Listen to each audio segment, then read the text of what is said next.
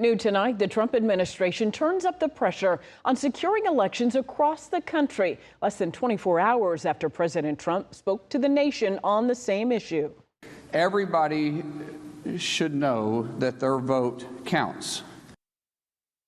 Well, Atlanta News First political reporter Doug Reardon here in the studio. So, Doug, the president released a slew of previously classified documents last night regarding voter integrity and other issues. Yeah, we tried to look at them. The White House's website was so overwhelmed with searches that it crashed before the president was even done speaking. But Trump claimed that non-citizens were voting. China had infiltrated American voting machines, and members of his own administration were actively covering it up. Election officials, they are at best skeptical of all of this. If you look at voting today, it's in such bad shape in so many states, and we are committing to fix it. The president once again repeated claims that foreign governments tried to interfere in the controversial 2020 election, pointing to a set of documents full of largely already known information to back up his familiar claims. When it was done, it was essentially, is that it? The highly anticipated primetime address didn't do much to convince Gabriel Sterling, who served as COO of the Georgia Secretary of State's office during the 2020 election. He talked about the vulnerabilities could be exploited.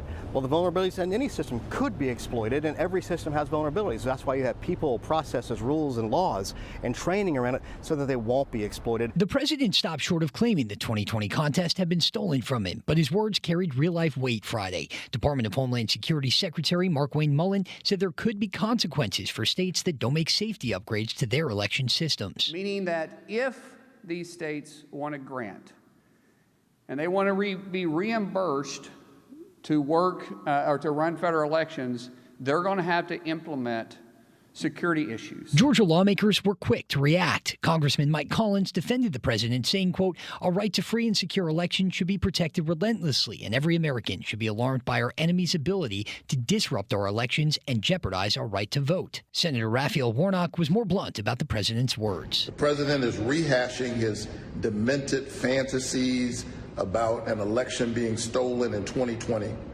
as a pretext for interfering in the election in 2026.